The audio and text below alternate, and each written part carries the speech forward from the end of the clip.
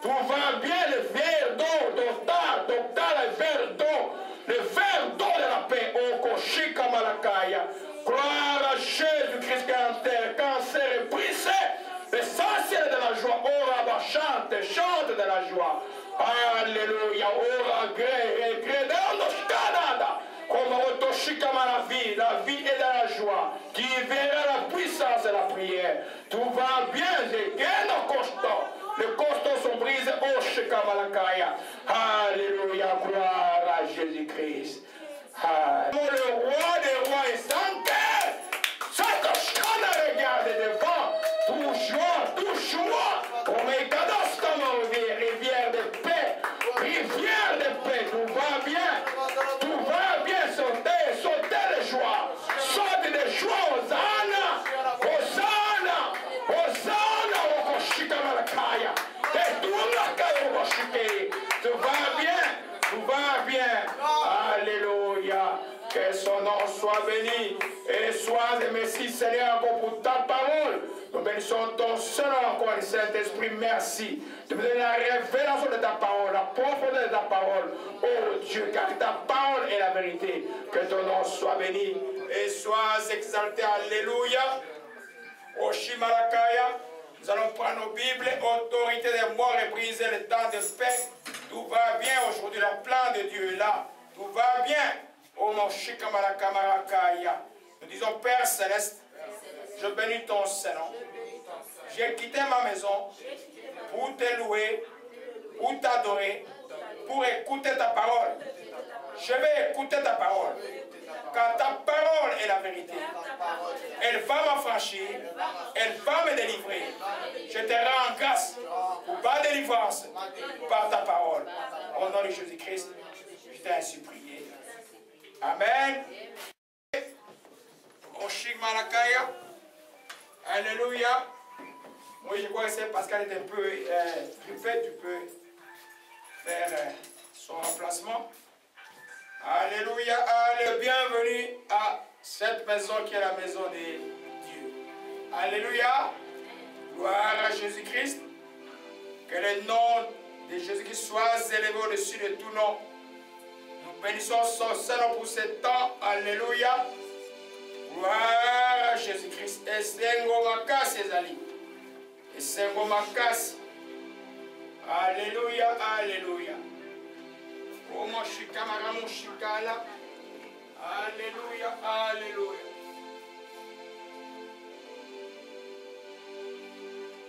Oh mon chikemerondo chikamarkaya. Alléluia, nous prenons nos Bibles. Dans le texte d'Apocalypse au chapitre 3, nous continuons avec l'enseignement sur les sept lettres, cette église d'Apocalypse. Dimanche passé, j'ai enseigné sur Philadelphie, je suis revenu 7 fois sur le mont Sardes, j'ai compris pourquoi. On va y revenir à la fin de Philadelphie, il y a 3, les versets 4 et 5, du chapitre 3 que je n'ai pas enseigné. Il faut que je reçoive les sept qui venaient permettre le mot ça dans la bouche tout le temps, tout le temps. Alléluia. Gloire à Jésus-Christ, que son nom soit béni et soit exalté. Tanko mon chitemerakaya. Apocalypse chapitre 3, à partir du verset 7. Écrit à l'ange de l'église de Philadelphie, voici ce que dit le saint, le véritable. Celui qui a la clé de David, celui qui ouvre, personne ne fermera. Celui qui ferme, personne n'ouvrira. Je connais tes œuvres. Voici parce que tu as peur de puissance, que tu as gardé ma parole. Tu n'as pas renié et que tu n'as pas renié mon nom. J'ai mis devant toi une porte que personne ne peut fermer. Et voici, je te donne ceux de la synagogue de Satan. Et ceux qui se disent juifs qui ne le sont pas et qui mentent. Voici, je les ferai venir, se prendront à tes pieds et connaître que je t'ai aimé. Parce que tu as gardé la parole de la persévérance à moi. Je te garderai à l'heure de la tentation qui va venir dans le monde entier pour éprouver les habitants de la terre. Je viens bientôt. Retiens ce que tu as, afin que personne ne prenne ta couronne. Alléluia. On va s'arrêter là parce que je crois qu'on va faire 4 ou 5 dimanches avec ce texte. Et puis on va revenir un peu sur le texte de l'église de Sardes. Aujourd'hui, je crois qu'il n'y aura pas de lapsus linguique. Je vais juste parler de Philadelphie. On a vu dimanche, je pensais que Philadelphie voulait dire quoi? Voulait dire celui qui aime, plutôt celui qui aime son frère. On peut continuer, je ne vais pas revenir trop en détail parce que sinon on risque de ne pas terminer ce que j'ai à dire aujourd'hui. Juste pour vous rappeler que, je vais juste un bref rappel par rapport à l'église de Philadelphie. Là, Jésus se présente comme le saint de Dieu, le one de Dieu, le véritable. J'ai défini le concept de saint, j'ai défini le concept de véritable. Quand on dit Jésus est le Dieu véritable, ça veut dire quoi? Dimanche passé, j'ai défini le troisième concept qui est la clé de David. Ça veut dire quoi? Être détenteur des clés de David. Pourquoi Jésus possède-t-il la clé de David? Je ne vais pas revenir sur ça aujourd'hui. Et puis, j'ai développé dimanche passé des principes très importants par rapport aux chrétiens et à l'église de Christ aujourd'hui. Vous voyez que toutes les églises cherchent la puissance. Mais l'église que nous voyons aujourd'hui, Dieu dit qu'il a peu de puissance. Mais il a gardé la parole de Dieu. Il n'a pas renié Dieu. Mais une porte qu'on ne pouvait pas fermer lui était ouverte. J'ai écrit un principe dimanche passé, il disait peu de puissance ne signifie pas désapprobation ou absence de Dieu. Amen. Je vous ai démontré que quand tu donnes ta vie à Jésus-Christ, tu as la présence de Dieu en toi, mais tu n'as pas la puissance de Dieu en toi. Jésus, quand il était baptisé dans les eaux du Jourdain, le Saint-Esprit est venu sur lui, en lui plutôt. Il était rempli du Saint-Esprit, mais il n'avait pas encore la puissance. La puissance n'est venue qu'après le désert, pendant 40 jours et 40 nuits, au sortir du désert, Luc 4, chapitre 14, la Bible dit que Jésus fut revêtu de quoi? De puissance. Alléluia. Ce qu'on a vu dimanche passé, c'est pour encourager beaucoup d'églises qui ne savent pas entendre la présence de Dieu, beaucoup des enfants de Dieu qui ne savent pas entendre les temps marqués de Dieu pour que les choses sont prêtes dans leur vie. Alors ils courent un peu à gauche et à droite et ils perdent en courant. Alléluia. Peu de puissance en toi ne signifie pas que tu n'es pas avec Dieu. Parce qu'on a défini que la présence de Dieu était qualitative, alors que la puissance de Dieu était quantitative. Donc la présence de Dieu, soit Dieu est présent, soit Dieu est absent. Ce qu'on appelle en termes scientifiques qualitatifs. Quelque chose est présent ou il est absent. Alléluia.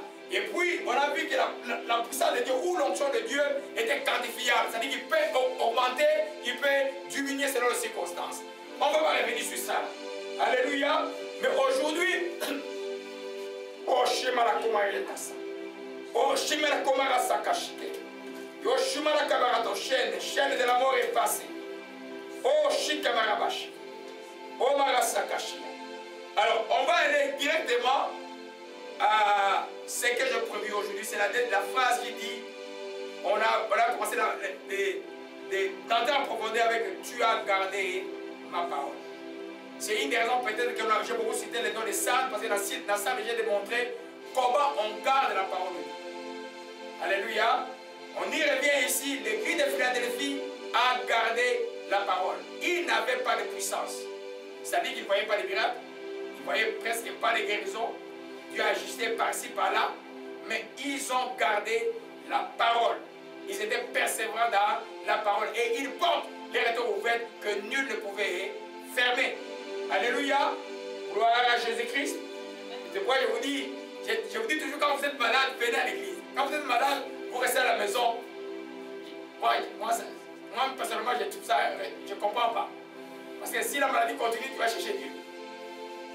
Jésus l'a guéri. Commencez à éviter votre foi par les petites grippes. Quand vous avez une grippe, venez prier.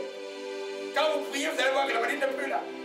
Hein? Souvenez-vous comment Dieu vous a guéri des maladies que vous avez. C'est le même Dieu, Dieu n'a pas changé. Alléluia. Gloire à Jésus-Christ. Comment garder la parole de Dieu dans la vie dimanche passé? Les principes. Allons un peu dans Luc 8. Oshamao Koshika Marakaya. Et Sengomaka Césalia Wala. L'envoûtement est brisé aujourd'hui. Oshimaraka Mondo Sakaya. Luc chapitre 8. Nous revenons sur comment garder la parole de Dieu. Jésus, un rappel. Paul écrivait aux Philippiens, je cesserai de vous rappeler la même chose. Puisque Philadelphie a gardé la parole de Dieu, il est nécessaire que nous vous rappelions comment on garde la parole de Dieu. La première chose, on a vu ça dimanche passé, je vais passer rapidement les deux premiers principes, c'est la compréhension de la parole de Dieu. Si tu ne comprends pas la parole de Dieu, tu ne vas pas la garder. Si tu ne la gardes pas, elle ne va pas porter des fruits. Amen. changement dans ta vie. En résumé, c'est ça. Alléluia. Nous voyons ici, Luc 8, verset 12, Jésus explique la parabole du semeur. Il explique ce dont les grains étaient jetés le long de la route. Il arrive au verset 12, il dit, voici ce que signifie cette parabole. La semence, c'est la parole de Dieu. Ceux qui sont le long du chemin et ceux qui entendent, puis le diable vient, enlève de leur cœur la parole, afin de peur qu'eux ne croient pas. Alléluia. Quand vous prenez le même texte, allons un peu dans Matthieu 13 pour voir son synoptique. Vous allez voir que dans Matthieu 13, verset 19, Jésus dit, lorsqu'un homme écoute la parole du royaume, ne la comprend pas. Le malin vient, enlève ce qui a été semé dans le cœur. Donc si tu ne comprends pas la parole de Dieu, ou tu ne comprends les travers, ou tu ne comprends de manière hérétique, elle ne portera pas de fruits dans ta vie. En d'autres termes, elle n'apportera pas un changement. Quand on parle de repentance, déjà pas toujours les péchés. Mais la repentance veut dire aussi un changement. Ça veut dire que les choses que tu faisais qui étaient contraires à la loi de Dieu, tu ne les fais plus. Tu abordes à faire de nouvelles choses. Et ça commence toujours par les pensées. On va pas s'en détailler aujourd'hui. Ça commence par les pensées. Et puis si tes pensées déjà pas par rapport à quelque chose, si toi dans tes pensées tu penses que ce que tu penses est bon alors que c'est mauvais, ton comportement qui va suivre sera mauvais. Même si tu ne peux croire que c'est bon, mais aux yeux des gens qui pensent bien, trouvent que c'est quelque chose qui n'est pas correct. C'est pourquoi il faut que tu comprennes ce que Dieu dit. Quand il dit ne fais pas ceci, quand il dit ne médis pas, quand il dit ne colporte pas, quand il dit ne tue pas, quand il dit être occasion pour le diable, qu'est-ce que Dieu veut dire par ça? Si tu comprends la parole de Dieu, cela va créer en toi une tristesse qui va mener à la repentance. Alléluia. On a vu ça dimanche passé. Ça c'est la première chose. Donc si je ne comprends pas la parole de Dieu, elle ne va pas rester à moi. Jésus dit que c'est comme un grain jeté le long de la route, l'oiseau vient, il le prend. Donc, c'est comme ça que beaucoup de gens viennent à l'église, écoutent la parole, lisent la Bible, mais il n'y a aucun changement. Parce que les gens ne comprennent pas la parole de Dieu. La dernière chose que nous avons vu dimanche passé, c'est manquer la persistance par rapport à la parole de Dieu. La parole de Dieu, c'est un grain, mais c'est aussi, ça fait un grain quand il tombe dans la terre, il fait quoi? Il doit pouvoir, il pousse comment les grains? Les grains poussent comme ça. Les grains poussent dans les deux dimensions. La racine descend et puis les feuilles montent. Amen. Si la racine ne descend pas profondément, les feuilles ne peuvent pas monter profondément. Alléluia. Il faut que la racine descende profondément pour aller chercher les nutriments. Et c'est pourquoi, vous voyez, alors que retournons dans Matthieu 13 toujours, au verset 21, toujours dans la parabole du semeur, je sais un rappel, je vais vite parce que j'ai beaucoup de choses à vous dire aujourd'hui. Amen. Au verset 20, c'est lui qui a reçu la semence dans les endroits pierreux, qui entend la parole, la reçoit avec joie. Alléluia. Oh, le pasteur a bien parlé tout ça. Mais il n'a pas de racines en lui. Il manque de persistance. Dès qu'arrive une tribulation, une persécution à cause de la parole, il trouve une occasion de chute. Beaucoup perdent, ne peuvent pas garder la parole de Dieu. Je suis les gens, les filles, aujourd'hui, je n'ai pas fait d'erreur. Aujourd'hui, déjà les filles, garder la parole malgré la persécution. Alléluia. Aujourd'hui, par exemple, nous ne connaissons pas la persécution par rapport à la parole comme les gens qui sont en Érythrée, qui sont en Égypte, qui sont au Bangladesh, dans toutes ces régions où les chrétiens sont maltraités. Mais tu peux, ta persécution par rapport à la parole, par rapport à ta foi, tu peux avoir une montagne devant toi, mais tu ne crois que la parole de Dieu. Quand tu ne crois pas la parole de Dieu, donc la parole n'est pas, tu ne permets pas la parole d'être éprouvé en toi. Chaque fois que tu sens que tu vois la chose, tu tombes toujours à la chose. Par exemple, la Bible dit, tu ne mentiras pas, mais tu mens toujours. Mais tu es toujours défaillant par rapport à la parole de Dieu. Cette parole-là, qui te dit ne mens pas, n'aura pas de racines en toi. Quand elle prendra les racines de toi, en toi, quelle que soit la force, quels que soient les événements, tu vas toujours dire la vérité. La Bible dit que la parole est dans le texte des psaumes, est 7 fois épurée. C'est-à-dire que quand tu as été testé comme ça là, et que tu as dit la vérité, deuxième fois tu dis la vérité, troisième fois tu dis la vérité, quatrième fois ça devient une habitude. Donc ton attitude, ta perception et ton habitude a changé maintenant, tu deviens une personne qui dit toujours la vérité. Là, on voit que la parole a maintenant une racine en toi. Même si on veut te pousser à mentir, mais la racine qui a été plantée va rester là. Alléluia. Gloire à Jésus-Christ. Alléluia. Gloire à Jésus-Christ, que son nom soit béni et soit exalté. C'est comme nous avons vu dimanche passé. Nous terminons dimanche passé en disant comment garder la parole. Il faut dire non à 3 choses. Beaucoup des enfants de Dieu tombent là-dedans. Amen. Tournons à 3 choses. On a dit qu'il faut dire non à quoi? Aux soucis de la vie. Il faut dire non à quoi? À la sélection des richesses. Il faut dire non à quoi? Au plaisir de la vie. Les 3 choses, ainsi tu dis oui. Elles vont servir, ils vont être comme les épines qui vont venir étouffer la parole de Dieu en toi et il ne va pas porter des fruits. Il faut dire non aux soucis de la vie. On va commencer par là. Saint-Esprit, merci encore de m'aider, d'être dans le temps et de donner ce que je dois donner aujourd'hui par ta grâce au nom de Jésus-Christ. Amen. Alléluia. Dire non aux soucis de la vie. Vous savez que la vie, c'est une succession de quoi? De problèmes. La vie, tu ne peux pas imaginer qu'un jour, tu n'auras pas de problème. Hein? Toi qui es né de nouveau, ton Père, ton Dieu te commande à marcher dans la foi. Là, le mot foi, là, ça signifie que tu n'as pas de doute. Tu as confiance totale en Dieu. La prophétie de la fin, elle dit, Dieu te dit, c'est de marcher dans la confiance. Les soucis de la vie, et tout souci est quelque chose qui vient vraiment détruire la parole de Dieu. Celui qui se soucie tout le temps, même médicalement, quand quelqu'un a trop de soucis, qu'est-ce qui lui arrive? Il finit par tomber malade. Parce que dans ce monde-là, les problèmes, il y en a partout. C'est pourquoi Jésus nous avait dit que mon fardeau à moi est léger. Venez, déchargez-vous, comme a dit Saint-Pierre, déchargez-vous de tous vos soucis devant Dieu. Alléluia. Dieu a dit décharger. Toi qui veux porter les charges, chaque fois tu as des charges tout le temps, charges tout le temps. Finalement, les charges ne vont pas te faire écouler. Alléluia. Donc nous comprenons que les soucis de la vie, ce n'est pas quelque chose que les enfants de Dieu peuvent avoir. Alléluia. Prenons d'abord, allons dans Matthieu 6. Matthieu 6, verset 25. Gloire à Jésus-Christ.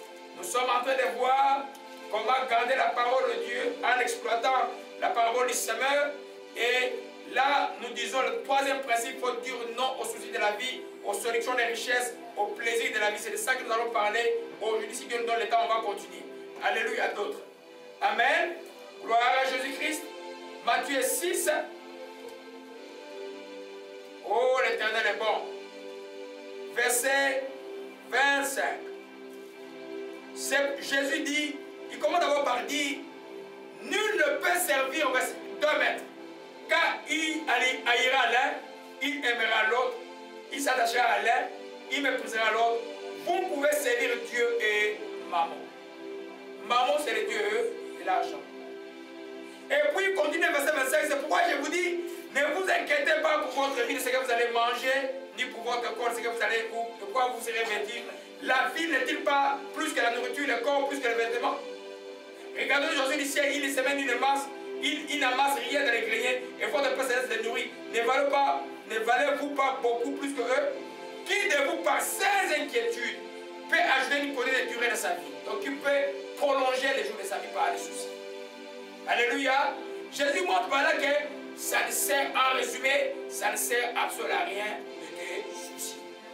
Que tu te soucies ou pas, ça ne va rien changer. La seule chose qui peut changer, c'est la foi en Dieu. C'est pourquoi il dit ceci, il commence par dire Mammon et Dieu. Pourquoi? Parce que beaucoup de soucis, les gens ont des soucis par rapport à quoi? À l'argent. Amen. Les soucis par rapport à l'argent. Quand l'argent est là, les gens deviennent troublés. Quand l'argent manque, les gens sont aussi troublés. C'est pour la Bible, vous allez voir que l'argent, l'amour de l'argent, c'est la racine de tout le mal. Alléluia. Nous comprenons que, comme enfant de Dieu, tu dois pouvoir comprendre que moi, mon Père s'occupe de moi. Je ne dois pas m'inquiéter. Pourquoi c'est dangereux de s'inquiéter? Les soucis, généralement, si ça parle, rarement ça peut parler, quelqu'un se plaint. Quand quelqu'un a des soucis, il se plaint. Mais généralement, il vit ça où? Hein? Dans dans son cœur et dans sa tête. Il pense, il dit, ah, ça, non, plan B, ça ne marche pas. Plan C, ça ne marche pas. Plan 100, ça ne marche pas. Et puis, la personne dit, ah, et puis, on va la nuit, on va au lit avec les soucis. Qu'est-ce qui se passe? On dort, hein? Non. Hein? On va dans l'insomnie. Alléluia. C'est pourquoi Dieu dit, ne nous soucions pas. Ça ne signifie pas qu'on fait un déni de problème. Dieu est tellement intelligent, quand il dit il nous défend quelque chose, il nous montre toujours un chemin. Comment faire pour que la chose ne soit pas pour nous un problème. Alléluia. Jésus a commencé par nous montrer le fondement du ciel, de la création plutôt, de montrer que les plantes là sont bien habillées que nous, de montrer que les oiseaux mangent, ils n'ont pas de soucis. Amen. Et puis il dit, est-ce que vous allez avec des oiseaux qui sont plus importants? La mort d'un oiseau qui fait garder ça. Non. Amen. Mais la mort de l'homme est important hein, auprès de Dieu. Alléluia. D'abord, il commence par nous comparer et puis,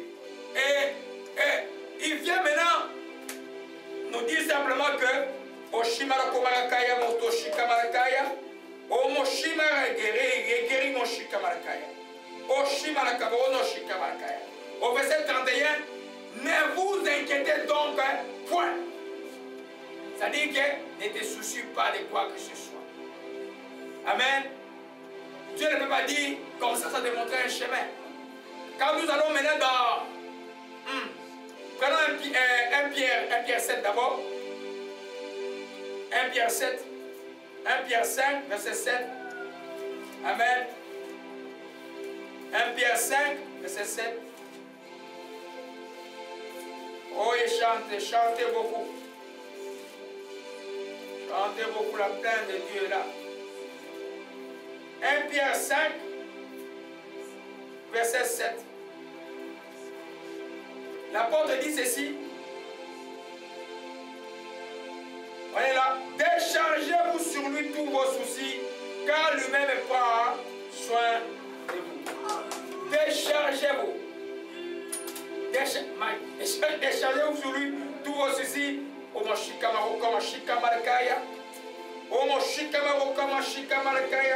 Car lui-même prend soin de vous. Alléluia. Ça veut dire quoi? Ça veut dire que quel que soit le problème que j'ai, c'est comme un fardeau. Un problème, c'est un fardeau. Un problème, c'est une charge. Amen. Si la charge, je la donne à Dieu, je ne vais pas me soucier de ça parce que Dieu est assez fidèle, assez juste, assez puissant pour m'aider. Mais si ma charge à moi, je la garde à moi, ça devient un problème. Comment maintenant tu fais pour que la charge de ton problème ne soit pas une charge? C'est là où il faut quoi? Prier. Alléluia. Amen. C'est là où il faut prier. Philippiens 4, verset 7, allons-y rapidement. Alléluia.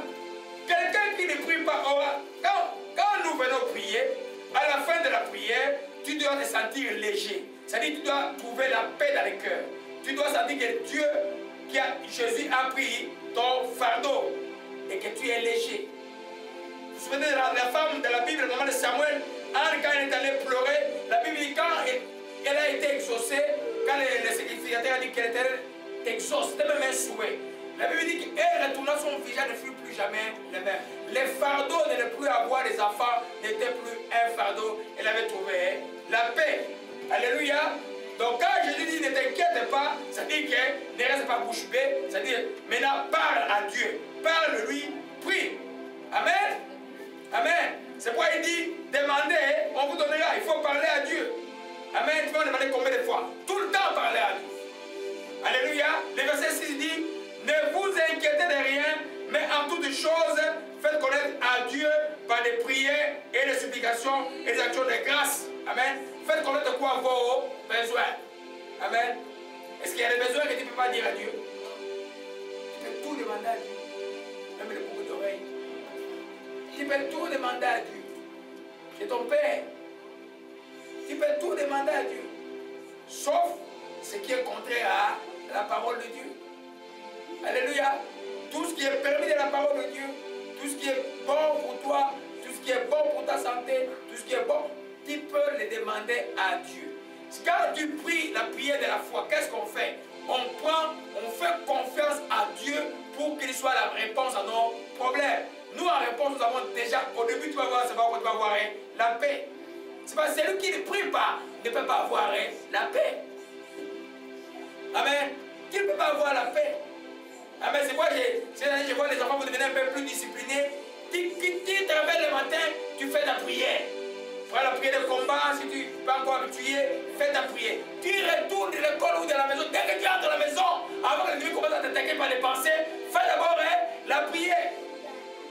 Alléluia. Ce qui fait que tes pensées maintenant sont maintenant à Dieu. Regardons un peu Philippiens chapitre 4. Alléluia. Amen. Regarde Philippiens chapitre 4. Il dit, ne vous inquiétez de rien. En toute chose, faites connaître vos besoins à Dieu. Comment paraît des prières et des supplications. Supplication quand tu es fautif, tu as mal agi, tu as agi par manque de sagesse, tu as agi par rébellion, tu as agi par amertume, tu n'as pas bien agi. Tu supplies le Dieu de miséricorde avec un cœur sincère, il va t'exaucer. Et avec action de grâce, parce que quand tu pries, tu dois croire qu'il va agir. Tu commences déjà à les remercier avant d'avoir vu. La Bible dit que et la paix qui supporte toute intelligence gardera vos cœurs et quoi? Vos pensées en Jésus-Christ. J'ai posé la question au début, quand tu te soucies où? Ici et ici. Alléluia. Maintenant là, quand tu viens par le chemin que Dieu te montre dans la prière, oh Père, je manque du pain. Tu as dit, oh, l'Éternel, il est écrit, l'Éternel mon berger, je ne manquerai de rien. Tu commences à prier. Tu vas trouver la paix où? Ici, et ici dans ta tête sera que l'Éternel est mon berger, je ne manquerai de rien. L'Éternel est mon berger, je ne manquerai de rien. Amen. Les soucis t'appellent, ils t'appellent. Hé, le mariage, ça ne s'est pas encore arrivé. Ok. Qu'est-ce que tu dis à la table? Hein? Gloire à Dieu.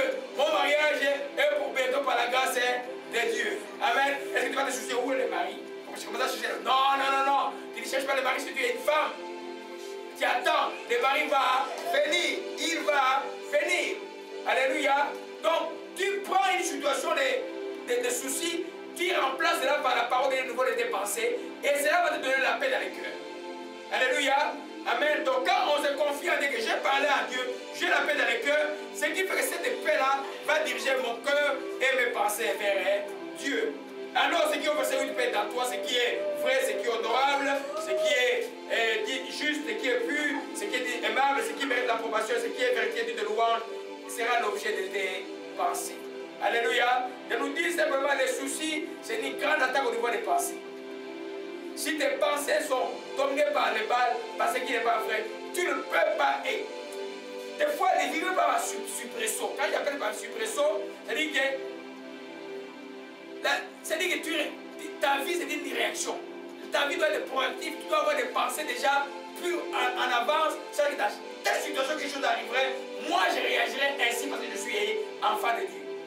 Alléluia. On va voir comment les gens arrivent à réagir simplement. C'est parce que la méditation de la parole n'est pas bien faite. Quand tu lis la parole, tu la médites, elle doit meubler tes pensées. Ça veut dire que je dois commencer à penser comme Dieu pense. Alléluia. Sinon, les soucis viennent m'ennoyer à n'importe quel problème. Quand tu t'allais parler au problème à Dieu, par exemple, tu as une promesse. Dieu te donne une promesse. La promesse, tu la mets dans ta bouche, dans ton cœur. Tu commences à la méditer. Elle vient meubler tes pensées. Pendant que les pensées sont envers Dieu, toi, tu as inexorablement la paix dans les cœurs. Alléluia. Amen. Je voulais t'expliquer une chose par rapport à la prière. Quand nous prions, nous avons la paix, mais par la paix, nos cœurs et nos pensées sont dirigés vers Dieu. Et quand nos cœurs et nos pensées sont dirigés vers Dieu, qu'est-ce qui se passe au niveau de la paix? On a vu ça il n'y a pas longtemps. Notre paix augmente. Alléluia. Quand tes pensées sont en dit, ta paix augmente. La paix est quelque chose de quantifiable. Peut-être un peu, ça peut être plus. Alléluia. Gloire à Jésus-Christ. Donc, ne nous soucions pas. Qui dit non au souci. Maintenant, vous voyez que si la parole dit, tu as médité le soir, ne rends point le mal par le bien. Et puis quelqu'un vient te provoquer, faire quelque chose qui fait encore t'énerver. Tu as le choix de dire, de faire attention à tout ce que la personne a fait. Quand tu fais attention à tout ce que la personne a fait, tes pensées sont dirigées vers ce que la personne a dit. Tu verras que tu vas avoir des problèmes. Mais quand tu écoutes ça et que ta méditation devient plus forte, cette pensée-là, cette parole-là, je ne rendrai pas le mal pour le mal, va grandir et va porter des fruits. Mais là, au niveau de ton comportement, tu ne vas pas rendre le mal. Mais si tu ne la mérites pas, tu dis, tu juries quelqu'un en cours de route comme quelqu'un qui est un taxipène, espèce de con. Là, c'est pas bon. Là, c'est pas bon. Voyez un peu? Des fois, les réactions se deviennent comme ça, là. Donc, il faut vraiment faire attention. Au niveau des pensées, quand tu ne médites pas les pensées de Dieu, qu'est-ce qui se passe? Donc, le problème devient grand. Le problème te dirige. Le problème te fait raisonner. Et donc, ton langage sera où je ne peux pas, où je peux, où je crains. Et puis, ça va aller nulle part. Mais quand tu vas méditer la parole dans tes pensées, cette parole va bon et puis va porter des fruits. Et va amener un changement dans ta vie. Amen. C'est pourquoi Jésus dit, les soucis viennent étouffer. C'est-à-dire que tu as reçu la parole avec joie. Tu as médité le matin avec joie. Mais les problèmes arrivent, les soucis arrivent, les appels à gauche à droite arrivent. Toi, au lieu de compter sur Dieu, tu commences à regarder les circonstances. Et puis tu commences à même faire des gaffes graves dans ta vie. Parce que tu penses à ces choses-là. On est pensé, qu'est-ce que Dieu dit? Alléluia. Deuxième non. Il faut dire non à la séduction des richesses. Amen. La richesse, ce n'est pas une malédiction. C'est même une bénédiction. Dieu a dit aux enfants d'Israël, quand vous allez traverser dans les Judées, quand vous allez avoir dans bon point, vous avez richesse, gardez-vous d'oublier. Alléluia.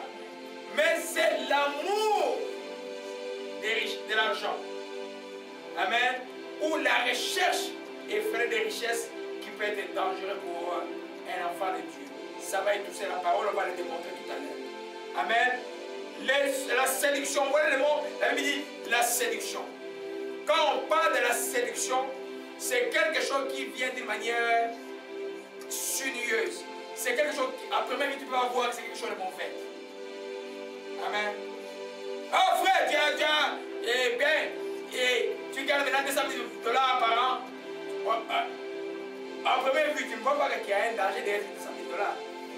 Mais si tu n'as pas été préparé, il y a un danger très très réel. Je connais beaucoup de gens qui ne sont plus chrétiens, qui sont plus chrétiens, parce qu'ils gagnent 300 000 $ par année. Amen. Ils tombent maintenant dans ce que nous allons voir peut-être dimanche prochain, à renier Jésus qui parlait silence, quand ils arrivent quelque part, ils ne veulent plus parler de Jésus-Christ parce qu'ils ont honte de parler de Jésus-Christ à cause de préserver les avantages d'argent. La séduction de la richesse. C'est la richesse quand elle arrive avec un pouvoir. La richesse peut t'amener à pouvoir renier ton Dieu. Tu ne peux pas imaginer ça.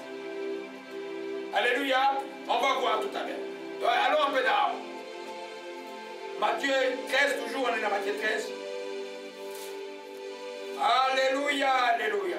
Les absents ont beaucoup raté aujourd'hui. Voilà, dimanche prochain, je ne vais pas répéter. Hein. Matthieu 13, 22. Alléluia. Celui qui a reçu la semence parmi les épines, c'est celui qui entend les paroles et le souci du siècle et la séduction des richesses vient étouffer la parole de Dieu. Alléluia. Tout le monde, j'ai passé ce matin les musiciens chrétiens au Congo par exemple, qui ont commencé humblement. À partir du moment où le succès a commencé à arriver, l'argent a commencé à arriver, ils sont tombés dans ces pièges. Beaucoup n'ont plus d'onction. Beaucoup sont perdus. Beaucoup même aujourd'hui, on peut encore les appeler chrétiens. Quand l'argent arrive, il y arrive avec un pouvoir toujours. Il faut que l'enfant de Dieu ne se laisse pas séduire par la richesse. Tu peux être pauvre, mais être séduit par la richesse. Donc toi, pour toi, tu as un but à atteindre, c'est être riche dans la vie. David a dit que je ne manque pas, pour que je ne vole pas, que je n'ai pas trop, enfin que je n'oublie pas mon Dieu. La règle de la chrétienté, c'est la modération. Si Dieu te donne plus, tant mieux. Mais quand il te donne plus, sois comme ton père Abraham qui était très riche, mais qui avait eu les yeux pas sur les richesses. Mais quand tes yeux sont sur les richesses, tu vas perdre la chrétienté. Alléluia. Voyons un peu, allons un peu dans Timothée. Timothée 6. Ça, c'est un message que beaucoup de chrétiens n'aimeraient pas entendre aujourd'hui. Hein. Amen. Surtout celui qui a fait dans le chômage, 9 ans, il dit mais qu'est-ce qu'il m'enseigne encore? Il veut qu'il reste dans le chômage. Amen. Mais c'est ça. Les enseignements sont là pour éviter les dangers qui peuvent arriver dans la vie des enfants. Il faut vraiment. C'est ça. C'est la Bible qui l'a dit, c'est Jésus qui l'a dit, ce n'est pas moi. Alléluia, nous allons voir comment les apôtres ont détaillé cela. 1 Timothée 6, verset 9. Alléluia. Gloire à Jésus-Christ. Amen. Voilà, tout à l'heure, je vous parlais de la règle de la modération, de la règle de contentement. Voyez un peu au verset 6. 1 Timothée 6, verset 6. Je vais commencer par là. Car en effet, une grande source de gain qu'est la piété avec le contentement. Amen. Je vais le lire un peu dans le français courant. Gloire à Jésus-Christ. Oh, camarade, ça ne sera pas très populaire sauf pour ceux qui veulent le ciel. Alléluia. Si c'est pour les chrétiens qui rêvent des Mercedes tout le temps, il va avoir des problèmes, ça. Amen. Comme je dis toujours, Dieu n'est pas contre ces choses, mais ces choses doivent être sous tes pieds. À quelqu'un d'autre, tu peux lui donner ces choses, ça ne dit absolument rien. À un autre, ça devient. Il y a des pasteurs qui viennent avec les clés qu'on louvre. Il y en a qui rentrent dans l'église avec des clés comme ça. J'ai vu des choses au Congo, là, c'est grave. Alléluia. Amen. 1 Timothée 6, verset 6. Alléluia. La foi en Dieu est une grande richesse. Mais si elle se contente de ce que l'on a. Amen. Quand c'est que tu dois pouvoir te contenter de ce que tu as. Et puis il dit, si nous avons de la nourriture et des vêtements, cela nous suffira. Et non, verset 7, car nous n'avons rien apporté dans le monde et il est évident que nous n'emporterons rien. Car si nous avons la nourriture et les vêtements, cela nous suffira. Mais ceux qui veulent s'enrichir tomberont où? Dans les tentations, dans les pièges, dans beaucoup de désirs insensés, pernicieux, qui plongent l'homme dans la ruine et dans la perdition. Voyons, ceux qui veulent s'enrichir tomberont dans les tentations, dans les pièges, dans beaucoup de désirs insensés et pernicieux qui plongent l'homme dans la ruine et la perdition. Amen. Je vais le lire ici. Ceux qui veulent s'enrichir tombent dans la tentation car ils sont pris au piège par de nombreux désirs insensés d'espace qui plongent les hommes dans la ruine et provoquent leur perte. Ça signifie quoi? Ça signifie que tu es chrétien, tu es né de nouveau. Amen. Tu dois être sûr d'abord que ton Père est le bon berger pendant soin de toi. Amen. Tu vas faire, il y a des choses qui vont t'amener le progrès. Le progrès n'est pas mal dans la chrétienté. Mais toi, tu ne dois pas t'abattre dans ta vie. Ton but, c'est d'enrichir. Moi, je dois être riche. Tu verras, quand tu dis que tu vas être riche, il y a un élément de comparabilité qui va entrer. Tu vas commencer à te comparer. Je vais être riche comme lui.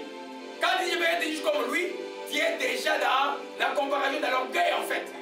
Et ça va te faire te bousculer, faire tout, même ta crédibilité devient biaisée. Quand tu donnes à Dieu, tu dis je donne à Dieu parce que je vais être riche. Amen. C'est vrai que les saintetés de Dieu, c'est beaucoup de choses que Dieu peut donner. Amen. Dieu peut t'enrichir comme il veut. Mais toi, ne désire pas de devenir riche. Ne bouscule pas les gens.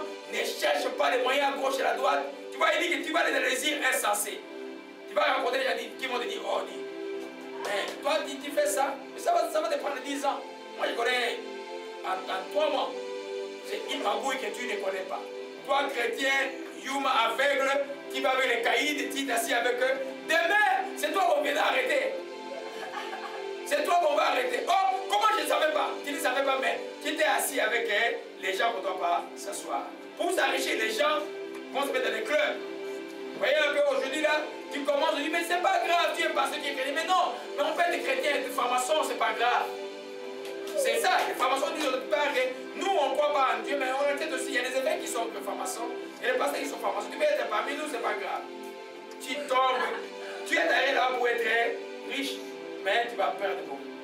Mais ton Dieu, il peut te donner des richesses qui vont perdurer. Pierre a posé la question à Jésus. Ah, voilà, nous avons tout abandonné. Vous savez que les pécheurs de l'époque n'étaient pas des gens très pauvres. C'était un bon travail, le bien de pécheur. Vous voyez un peu? Ils vendaient le poisson, ils vivaient bien. Ils ont tout abandonné. Ils disent, Seigneur, nous t'avons abandonné. Nous t'avons suivi. Qu'est-ce que nous allons avoir? Qu'est-ce que Jésus a répondu? Il n'y a personne qui me suivi, qui a abandonné tout ce que c'est. Ne pousse sera authentique sur cette terre ici et dans les cieux à venir. Mais c'est Jésus qui a dit, toi serre-les, laisse la richesse te suivre. Alléluia. Les chrétiens ne suivent pas la richesse. La richesse suit les chrétiens. Vous voyez qu'Abraham, même quand il arrive, la grâce est tellement sur lui, il dit même un mensonge en face de Pharaon, un second mensonge à Guérin en face d'Abimelech. Et chaque fois qu'il sortait là-bas, il sortait avec les richesses. Alléluia. Les enfants d'Israël en Égypte, on les a persécutés des années. Les jours où ils disaient qui les a enrichis, les enfants d'Égypte, ils ont tout donné. Vous comprenez le principe de Dieu? Amen. Toi, tu ne suis pas. Toi, tu suis Dieu. Alléluia. Alors, si tu ne fais pas ça, tu vas trouver les imprédictions. Amen. Beaucoup de chrétiens sont tombés dans ces choses-là. Et qui amènent l'homme à la ruine. Et on peut voir beaucoup de pasteurs aujourd'hui qui ont commencé modestement. L'église a grandi. Les rares, il y a très rares que j'ai vu qui ont maintenu, par exemple au Congo, là, qui ont maintenu, 2 ou 3 qui ont maintenu. Tous les autres sont devenus comme des grands pachas. Il y en a qui disent, oh, moi j'ai 4 jeeps. Mais 4 jeeps, ça veut dire quoi? 4 jeeps. Jésus avait combien de jeeps? Il marchait à pied. Mais jamais arrivé. Jésus marchait à pied. Mais il était le plus riche de tout. Il arrive devant les douaniers. Et on lui demande, mais on dit à Pierre, mais ton maître là, il ne paye rien. Il dit, Pierre, va dans la rivière, prends le premier poisson. Ça s'appelle ça le contentement. Vous comprenez? Le premier poisson, le premier poisson qui sort, il ouvre la bouche, qu'est-ce qu'il y avait déjà? Un stataire. Pierre paye, oh, et il passe. Alléluia. Donc, si tu décides d'enrichir, ou par proxy, carrière pour carrière, et argent pour argent, tu vas tomber dans les désirs pernicieux qui vont t'amener à la ruine. C'est ce que la Bible dit. Alléluia. Amen. Vous comprenez un peu que Dieu doit être le premier en toutes choses. Ne faites jamais le Dieu le second. Alléluia. Souvent les enfants de Dieu ne comprennent pas. Dieu enrichit réellement. Quand tu es fidèle à ce que Dieu t'a appelé à faire fidèlement par rapport à l'argent, tu vas manquer. Même tes enfants ne manqueront pas. Alléluia. Mais Dieu n'a pas dit que ces enfants seront tous des millionnaires. Mais non. Combien de millionnaires sont chrétiens? Ils ne sont pas nombreux. Et ceux qui sont, et ceux qui étaient chrétiens, qui sont des millionnaires, beaucoup ne sont plus chrétiens pour la plupart. Ils sont dans le compromis, dit-il. Alléluia. Il faut savoir garder les caps. Alléluia. Donc la séduction des richesses, c'est pourquoi les contentements étaient passés. Si tu l'école, ça va se contenter. Si tu n'es jamais passé dans le désert, il y a des gens qui ne sont pas jamais passés dans le désert de la pauvreté. Mais c'est une école. Des fois, tu te retrouves, tu n'as rien. Et tu comptes sur Dieu, demain tu vas manger, tu es comme un oiseau. Des fois, tu es comme un oiseau pendant 6 mois. C'est pas grave. Amen. Un jour, tu auras plus que l'oiseau. Alors, des fois, un oiseau trouve tout un sac de maïs qui est tombé sur l'autoroute, n'est-ce pas? Alléluia. Chez toi, ça arrive aussi. Amen. Alors, la troisième chose pour laquelle nous devons dire non, c'est dire non au plaisir de la vie. Ah, envers les fans. Le plaisir de la vie. Le mot plaisir n'est pas nécessairement mauvais. On peut trouver le plaisir dans la parole de Dieu, n'est-ce pas? Donc David dit, je prends plaisir à la parole de Dieu. Hein? Je ne peux pas prendre plaisir, moi je prends plaisir à enseigner la parole de Dieu. C'est le fond de mon cœur. C'est un plaisir pour moi. C'est une joie. C'est un privilège. Plaisir. Mais le plaisir de la vie, des choses de ce monde, ont une règle, c'est la même règle que les richesses, c'est la règle de la modération. Tout excès dans le plaisir doit te détruire. Alléluia. Il y en a qui disent, ah non, tu vois, moi je prends mon vin, bon, c'est pas grave, ok? C'est vrai que Dieu dans la Bible défend l'ivresse. Mais si tu prends ton vin là tous les jours, à chaque repas pendant 20 ans, il y a un problème. Alléluia. Un jour, il finira par mordre comme un serpent. Amen. Le plaisir à manger, s'il n'y a pas de mal à manger. Mais tu dois manger, tu manges comme un bœuf. Tout le temps, il va faire. Qu'est-ce qui va se passer dans ton corps? Les manger va détruire ton corps. Alléluia. Tout plaisir, même dans le cadre conjugal, tout doit être dans la modération. Tout excès va débalancer notre partie de la vie. Ça va être dommageable pour l'homme. Amen. Le plaisir de la vie.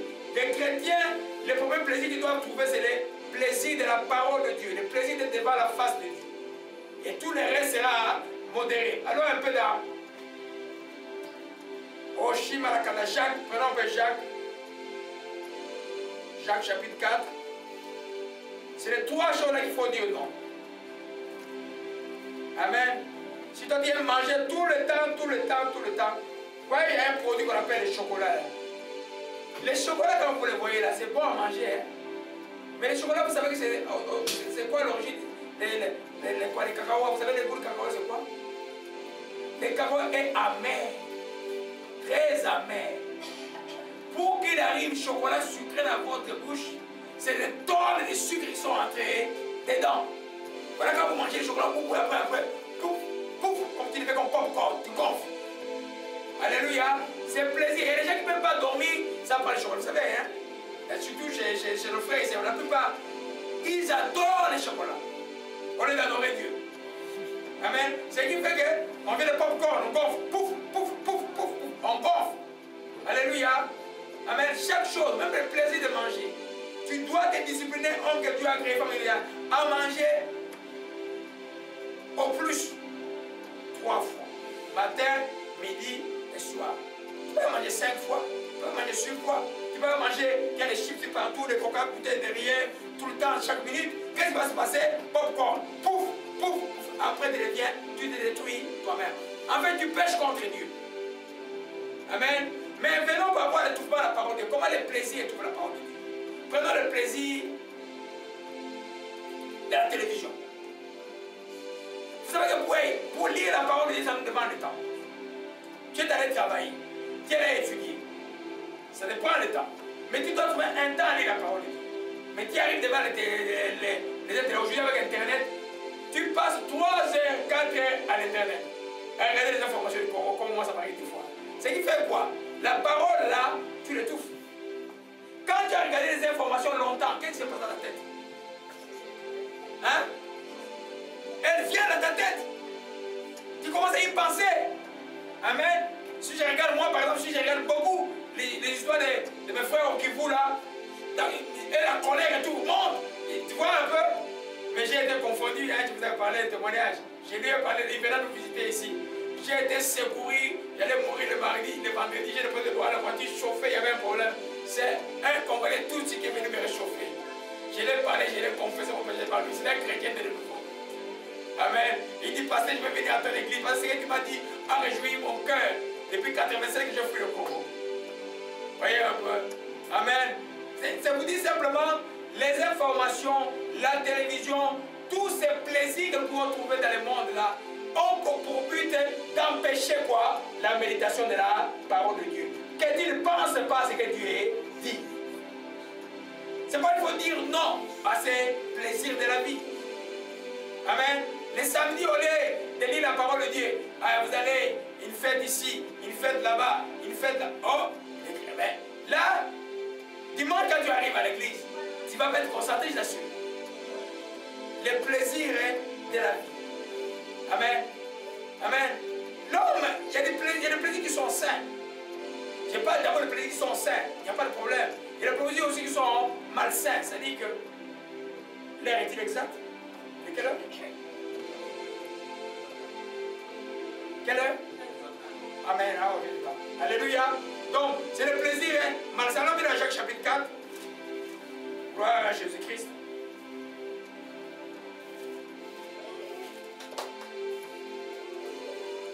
Amen, amen, amen.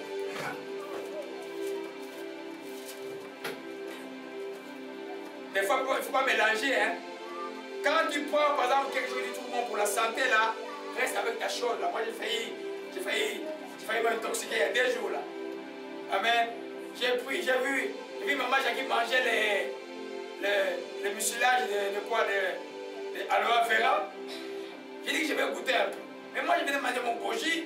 Amen. Je venais aussi de prendre mon ribos là. Mais ma tête était gonflée, j'allais mourir.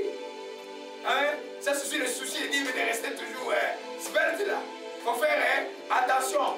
Amen. Chaque chose doit avoir la modération. Alléluia. Dans chaque chose, la modération est la règle de la vie. Alléluia. Jacques chapitre 4. C'était terrible. Hein? Les enfants étaient à comprendre ce que j'ai vécu. Je n'étais pas du tout bien. Amen. Jacques chapitre 4. Verset 4. Amen. Quand on parle de plaisir de la vie, nous parlons maintenant de plaisir malsain, de choses du monde. Là où les gens du monde trouvent le plaisir, toi, enfant de Dieu, tu ne dois pas trouver ton plaisir là-dedans.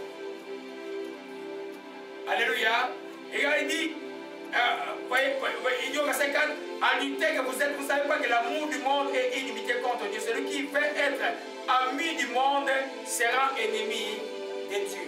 Comment on devient ami du monde? En faisant les choses que le monde fait. Alléluia. Si les plaisirs du monde sont pour toi, c'est ça. Dans le monde, par exemple, ceux qui sont ici, dimanche, ils vont jouer au golf.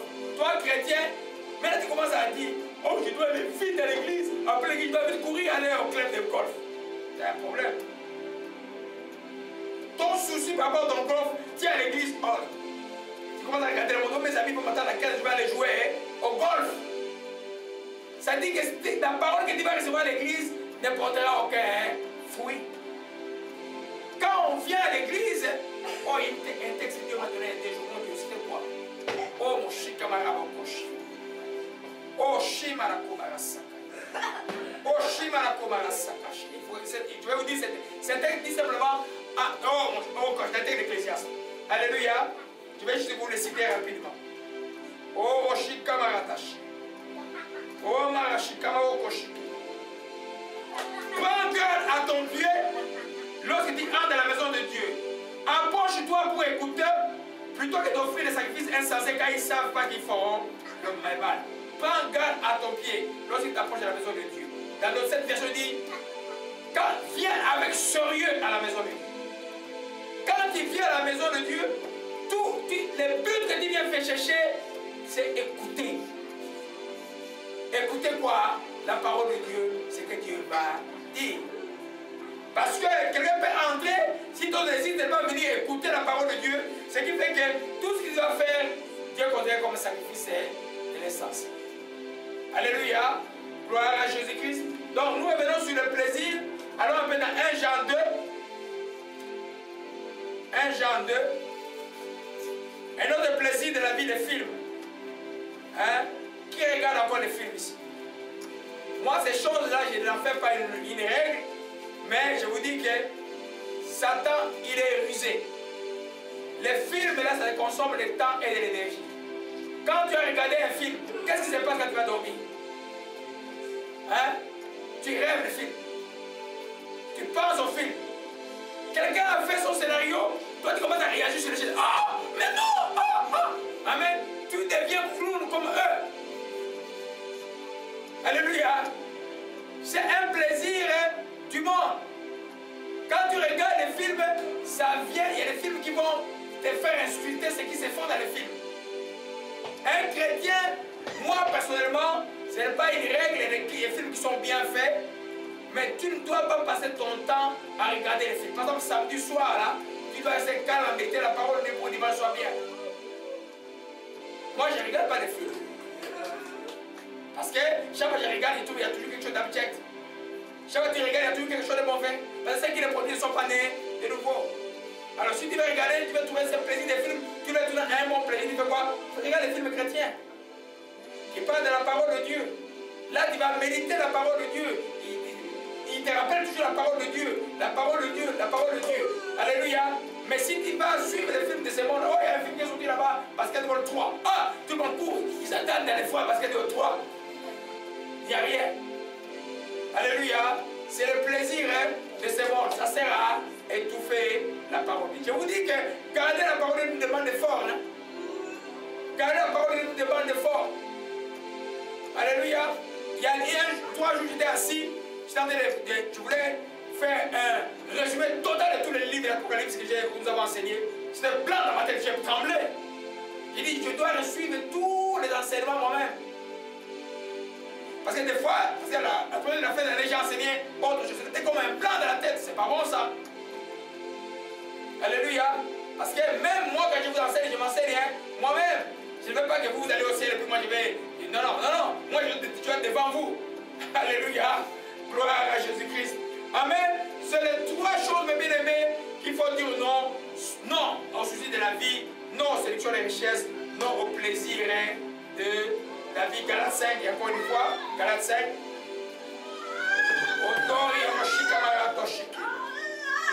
Alléluia, alléluia. Galates 5, en toi de la joie. Alléluia. Galates 5, Oshima Odoshika Markaya.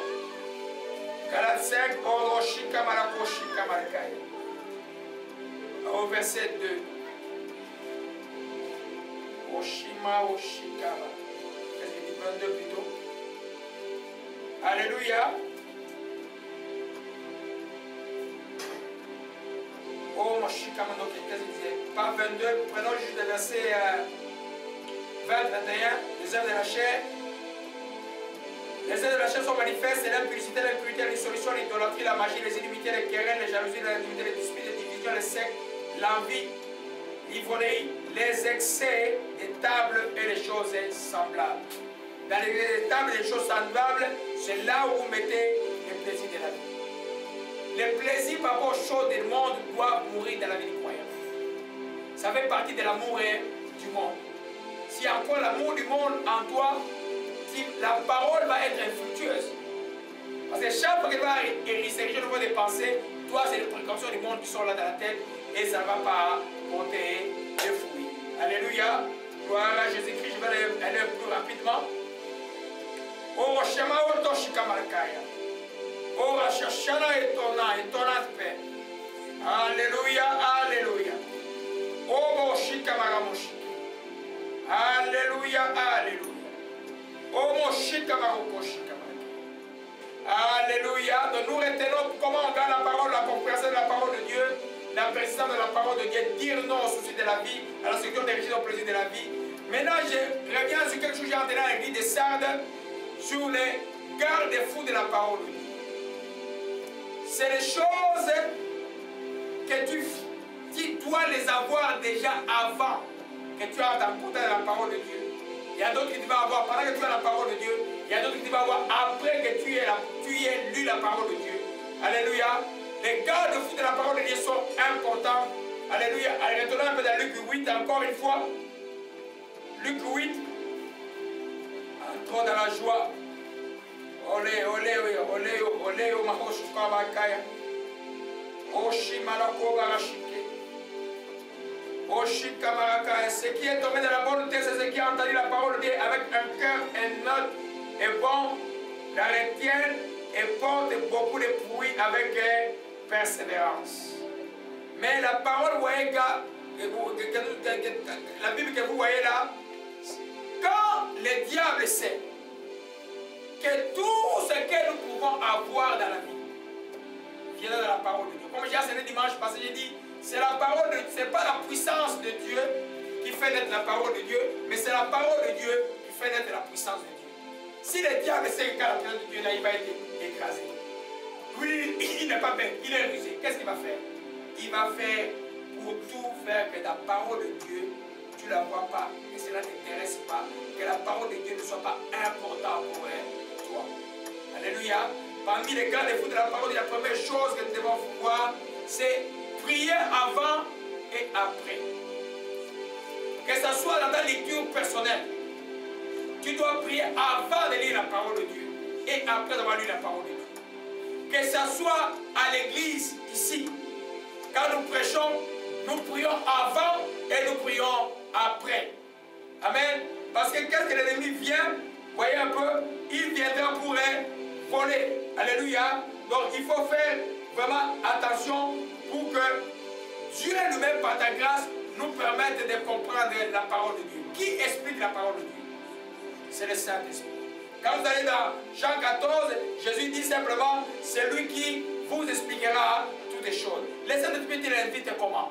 C'est par la prière. Alléluia.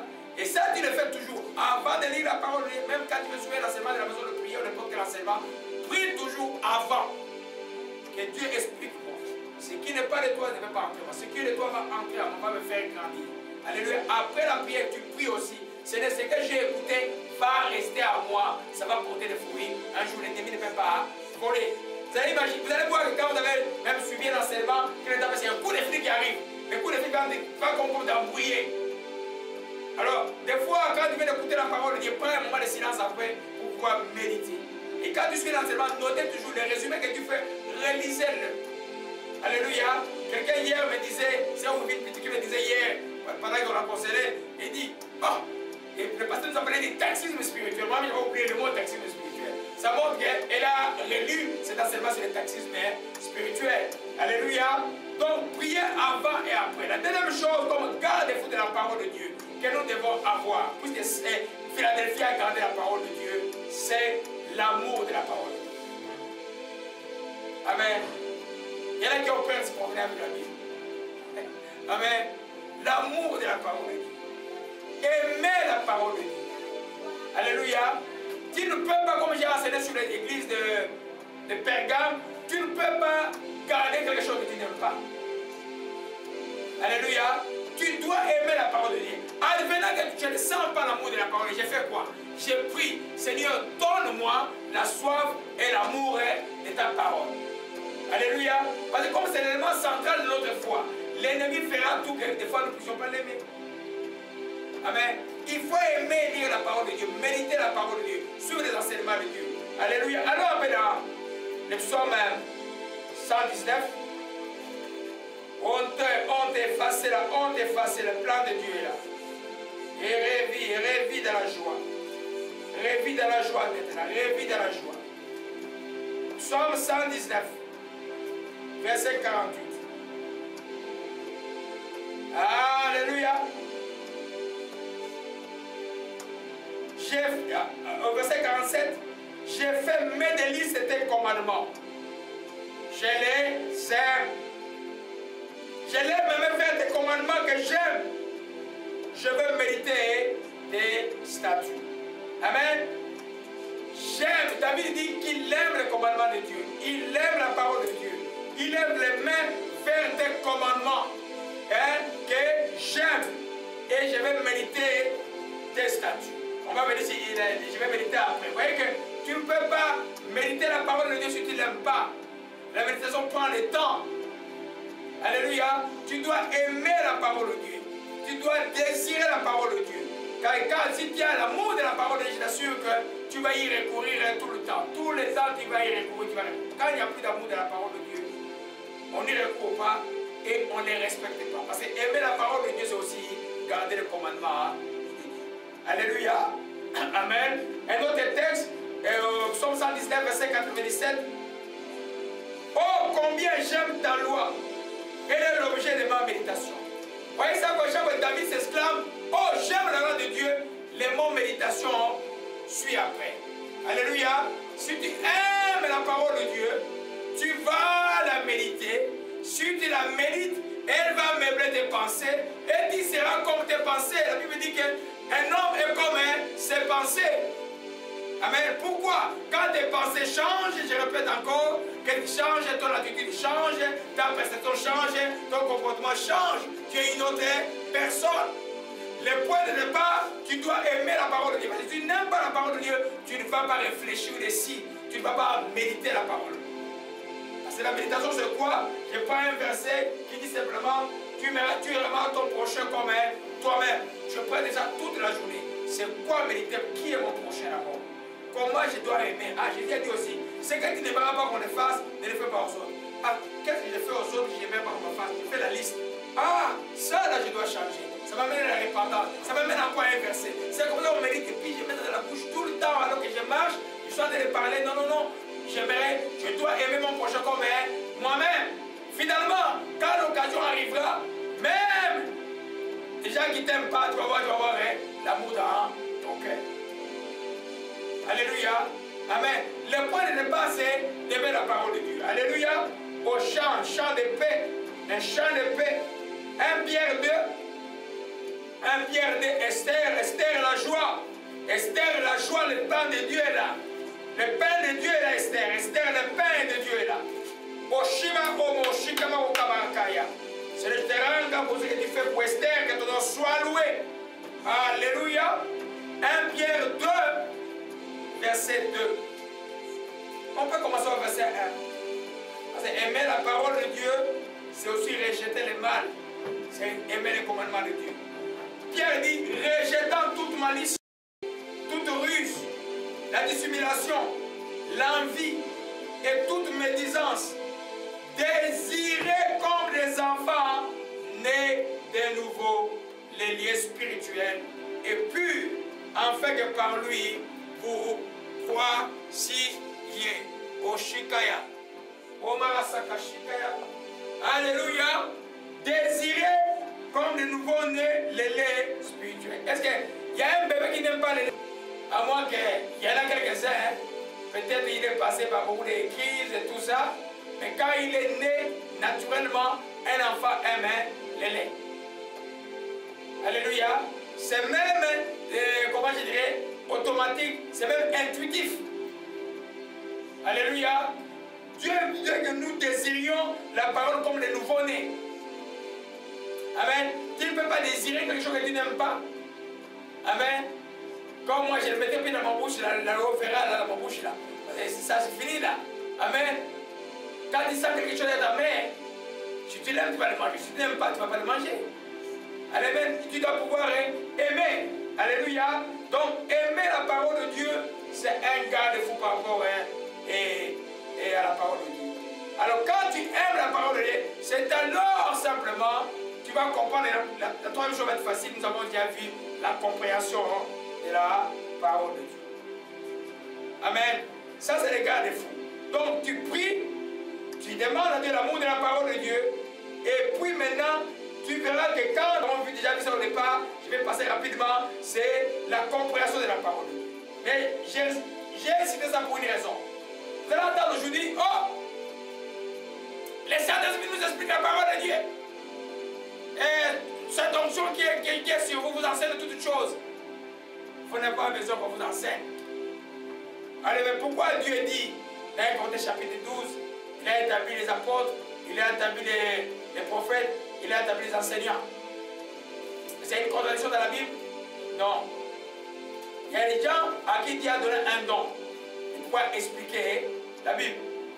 Amen. Et le temps de Jésus et les temps anciens, on les appelait les scribes. Amen.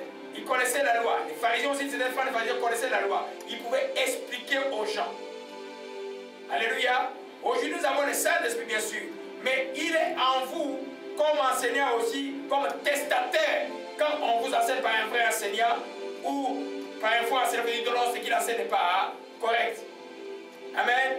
Le fait que le Saint-Esprit, son onction nous enseigne, ne vous nous dispense pas que les enseignants puissent enseigner. Alléluia. Donc, parce que les enseignants enseignent par qui? C'est par le Saint-Esprit. Alors, maintenant, Actes chapitre 8, vous connaissez l'histoire de l'unique Éthiopien. Alléluia.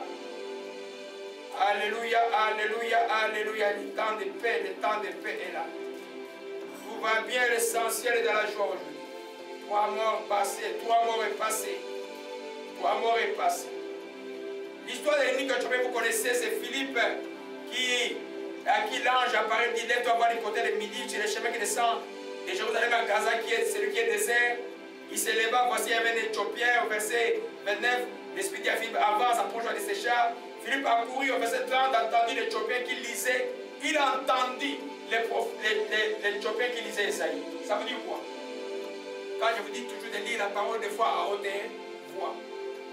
Ça paraît bête, mais c'est la plus sage manière de le faire. Alléluia. Amen. Amen. Il entendait l'Éthiopien lire la parole et il dit, comprends-tu ce que tu lis? Il répondit, comment les pourrais-je si quelqu'un ne me guide? Comment les pourrais-je si quelqu'un ne me guide? Il l'invita à monter et s'asseoir à côté de le passage de l'Écriture qui disait, il a été mené comme une brebis à la boucherie, comme un agneau muet devant ceux qui l'attendent. Il n'a pas ouvert la bouche. Dans son humiliation, son jugement a été élevé, sa postérité la dépendra et sa vie a été tranchée de la terre. Alléluia. Et puis, l'eunuque éthiopien, l'eunuque dit à Philippe, je t'ai pris. De qui le prophète parlait-il? Philippe s'est mis maintenant à expliquer ce texte, que c'était parler de Jésus. Et cet homme, vous savez, est venu en Christ et a été baptisé les jours même. Des fois, vous avez besoin, pas des fois. Il est nécessaire quand vous êtes un bébé spirituel, un enfant qui vient d'être de nouveau en Christ, d'être enseigné, endoctriné dans la doctrine. Le Saint-Esprit en vous, quand vous lisez la parole, il vous enseigne aussi. Les enseignements qu'on voudrait vous faire aussi grandir. Les livres chrétiens écrits par des hommes qui craignent Dieu vous font aussi grandir. Alléluia. Mais vous avez votre livre central qui est la Bible, vous la lisez. Alléluia. Amen. Quand tu comprends la parole de Dieu, tu vas la grandir. On a vu ça. Quatrième chose, c'est la foi à cette parole-là. Alléluia. Et quatrième gardez-vous de la parole de Dieu. Chaque fois que la parole de Dieu arrive en nous, elle doit trouver la foi. Hébreux 4, verset 2 dit, la parole qui leur a été annoncée ne leur servit de rien parce qu'elle ne trouva pas la foi sur ceux qui l'ont entendu. Ils ont entendu, mais il n'y avait pas de foi. Alléluia. Tu écoutes, mais tu ne mets pas la foi à la parole de Dieu. Elle ne te servira pas. Elle ne te servira pas du tout. Alléluia. Je suis émerveillé de voir les gens aujourd'hui. J'ai fait l'enseignement sur Ruth là. J'étais étonné des gens suivent, c'est 1h30. Ils sont dans les pays lointains. Ils suivent 1h30. Hein? Vous voyez que 300 personnes comme ça suivent 1h30. Ils ne coupent pas. Vous pouvez suivre ça. Sur les sites, ils suivent, mais je ne peux pas suivre. Mais sur les YouTube, je peux suivre le nombre de vidéos que les gens regardent. Ça signifie que les gens sont assoiffés. Alléluia. La parole doit trouver la foi dans nos cœurs. Si elle ne trouve pas la foi, il n'y a rien qui va se passer. Amen. Chaque fois que tu as médité la parole, tu dois dire un amen, que je crois à ce qui est écrit. C'est pour moi et ça va s'accomplir pour moi aussi. Alléluia. C'est pourquoi je disais donc, c'est la foi en fait qui te permet de persévérer dans la parole. Je crois à ce que je lis, je crois demain, je crois après-demain. Si je ne crois pas, ça ne servira à rien. La parole, chaque fois elle vient, elle doit trouver la foi. Elle doit trouver la foi. Elle ne peut pas retourner sans effet. Mais elle peut retourner sans effet dans la vie de ceux qui la rejettent. Amen. L'effet est dans la vie de ceux qui la reçoivent et qui la gardent. Alléluia. Amen. Ça c'est là. J'ai déjà enseigné ça sur ça. Je vais visiter. Allez rapidement. La quatrième chose, comme garde-fou de la parole de Dieu, c'est la méditation. Revenons vers le texte de David. J'aimerais cette année que vous soyez des méditatrices de la parole de Dieu, des méditateurs de la parole de Dieu, les penseurs de la parole de Dieu. Amen. Quand tu vas dans l'autobus, tu as la parole de Dieu. Quand tu vas dormir, tu as la parole de Dieu. Quand tu prépares la cuisine, tu as la parole de Dieu. Dès que tu entres dans le cours, avant que le prof entre, tu arrêtes un peu, tu écoutes le prof. Dès que le prof termine, tu retrouves la parole de Dieu. La parole ne peut pas t'ennuyer, ne peut pas détruire ta matière de l'école. C'est la seule chose que tu peux méditer en étudiant. Ça ne peut pas détruire.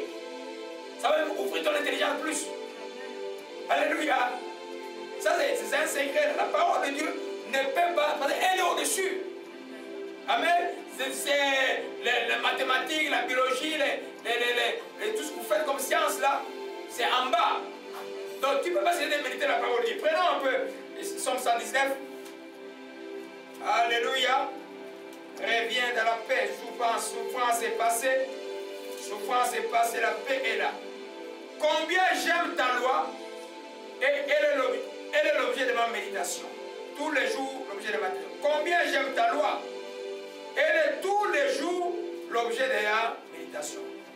Quand vous allez au verset 47, il dit, j'ai fait mes délices des commandements, je les aime. Verset 48, je lève les mains vers tes commandements que j'aime et je vais méditer ta parole.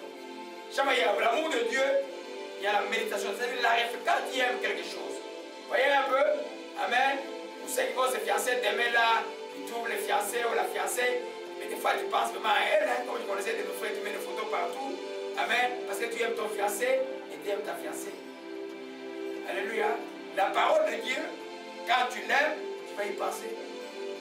Tu vas y penser tout le temps. Et y penser, c'est ça qu'on appelle méditation. La méditation, ce n'est pas seulement penser, c'est la mettre, c'est la parler et y penser en même temps que tu y parles. Vous voyez, les vieux jours, quand tu le vois en train de parler, c'est-à-dire qu'il répète la Torah.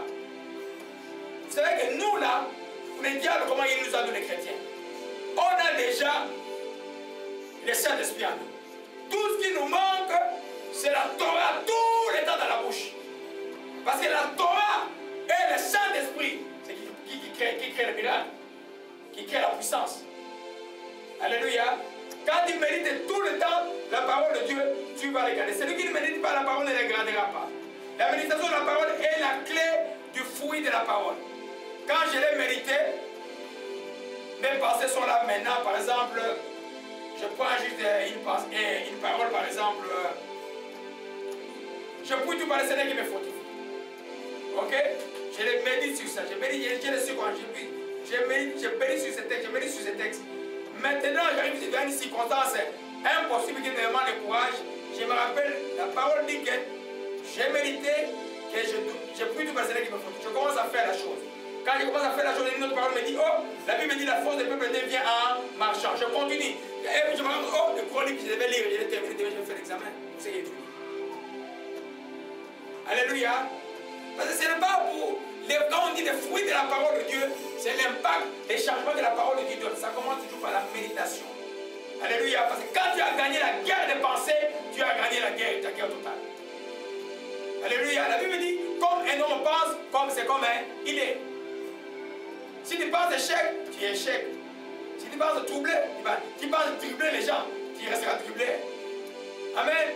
Tu penses t'élever dans la chrétienté, aller loin, dis, par exemple, mon corps est saint, je suis le temple de Dieu. Qui restera, ton corps sera toujours le temple de Dieu. Alléluia. Gloire à Jésus-Christ. Amen. Oshikaya. Voyons un peu changer rapidement. Opération des morts et brisés. Oshikamarabashika. Troisième garde-fou de la parole de Dieu, la méditation de la parole de Dieu. Josué. Conclave de la mort est brisé. Josué 1, verset 3. Oh, Oshikamaha. Oshikamaha Oshik. Oshimama Oshikamanakaba. Verset 8, s'il vous plaît. Que ce livre de la loi ne s'éloigne pas de ta bouche. Médite-les jour et nuit. Pour agir fidèlement selon ce qui est écrit, c'est alors que tu auras du succès dans tes entreprises, c'est alors que tu réussiras. Alléluia. Il y en a qui vont dire non, c'est l'Ancien Testament. Non, ce n'est pas l'Ancien Testament. Cette parole-là, tu peux l'appliquer aujourd'hui. Amen. Qu'est-ce que c'est pas toi, chrétien, de nouveau quand tu médites la parole de Dieu? Alléluia. Tu le mets dans ton cœur, tu le mets dans ta bouche. Ton comportement va changer. Tu vas avoir la foi par rapport à la parole de Dieu. Et tu vas réussir dans tout ce que tu vas entreprendre. Alléluia. Imagine-toi quelqu'un qui ne médite pas la parole de Dieu, dont les pensées du monde et les pensées perverses dominent. Son comportement sera comment? Pervers. Et cela, il va réussir avec Dieu, cette personne-là? Non. Mais celui qui médite la parole de Dieu, tout le temps, ses pensées vont changer. Son attitude va changer. Son comportement va changer. Cela va plaire à Dieu. Il y en a qui vont dire non, frère, là tu nous amènes dans la loi. Mais non, je ne suis pas dans la loi. Allez un peu dans 1 Jean 3, j'avais pas prévu de vous parler de cela. 1 Jean 3, Oshimaro Koshika. La méditation de la parole, et elle est pour nous aujourd'hui aussi. Alléluia. Amen. Amen. La Bible dit quoi? La foi vient de quoi? De ce qu'on entend. Ce qu'on entend vient de la parole de Dieu. Et puis tu t'entends, tu parles tout le temps. Tu vas avoir la foi par rapport à cette parole-là. Et quand tu vas avoir quoi? Du succès. Alléluia. 1 Jean 3, Oshimaraka, verset 22. Amen. Regardez-moi ce texte-là. À ceux qui disent que c'est la loi. Quoi que ce soit que nous demandions, nous recevons de lui. Parce que nous faisons quoi? Nous gardons ses commandements. Et nous faisons ce qui est agréable. Alléluia. J'ai reviens à un de mes premiers enseignements de la route de la grâce. L'obéissance te garde quoi? À t'attacher à Dieu, à l'alliance. Tu n'es pas obéissant, tu pries l'alliance avec Dieu. Tu es obéissant, tu es attaché à l'alliance. La grâce te permet de vivre la promesse de Dieu, aujourd'hui la foi plutôt. Alléluia. Celui qui garde les commandements, c'est celui qui qui demeure dans l'alliance. Il y a un autre texte encore pour un peu vous affirmer encore cela. Jésus a dit, si vous demeurez en moi, que mes paroles demeurent en vous. Demandez ce que vous voudrez. Jésus a dit, m'aimer, c'est garder mes commandements. Alléluia. Donc garder le commandement, c'est important. Et quand tu médites ces commandements tout le temps, c'est comment tu vas les garder. Tu ne peux pas garder les commandements si tu ne réfléchis pas sur les commandements, si tu ne parles pas tout le temps. Tu vas oublier. Il faut que ta réflexion change par rapport au commandement. Et tu verras les résultats de ce que tu médites et où tu réfléchis. Alléluia. Gloire à Jésus-Christ. Donc, sans méditation, il n'y aura pas de vie. Alléluia. Il n'y aura pas de progrès. Un autre psaume, le psaume 1. Le psaume 1. Alléluia. Il dit quoi le psaume 1? À partir du verset 1. Un homme qui ne marche pas selon le conseil des méchants. Qui ne s'arrête pas sur la compagnie, qui s'arrête pas sur la voie des pécheurs. Qui ne s'assied pas en compagnie de mon cœur.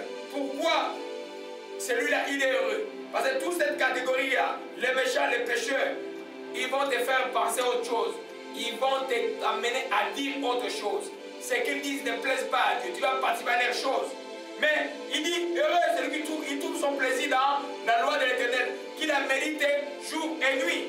Il est comme un arbre planté près d'un courant d'eau qui donne son fruit à sa saison, dont les feuillages des fleurs, tout ce qu'il fait nous réussit. Quel rapport entre tout ce qu'il fait nous réussit et méditer?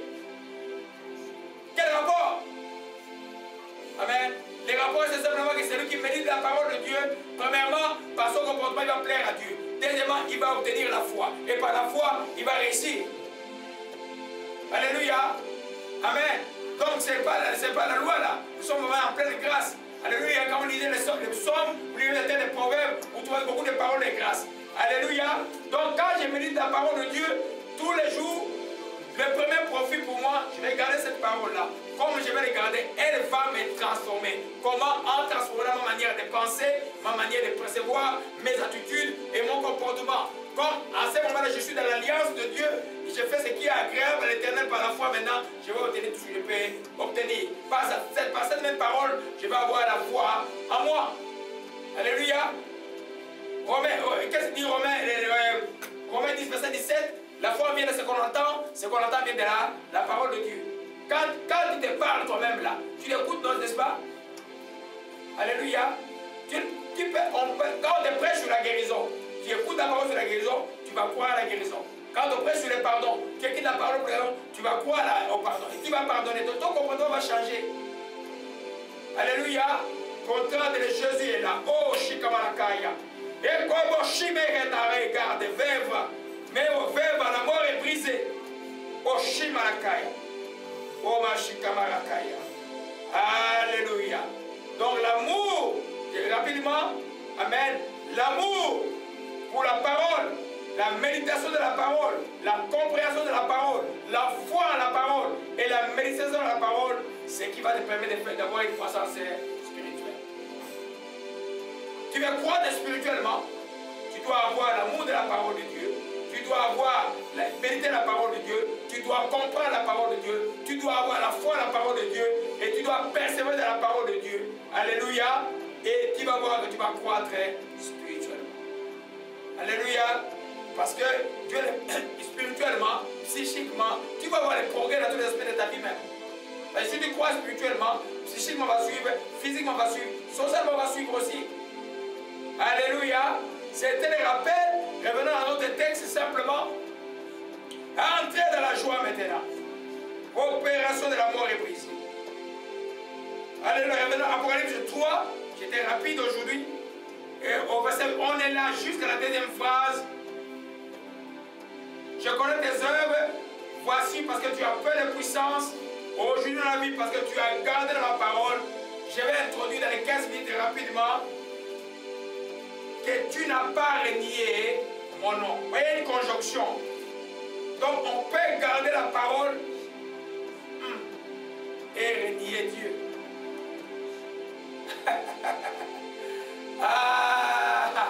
Est-ce qu'on peut garder la parole et renier Dieu?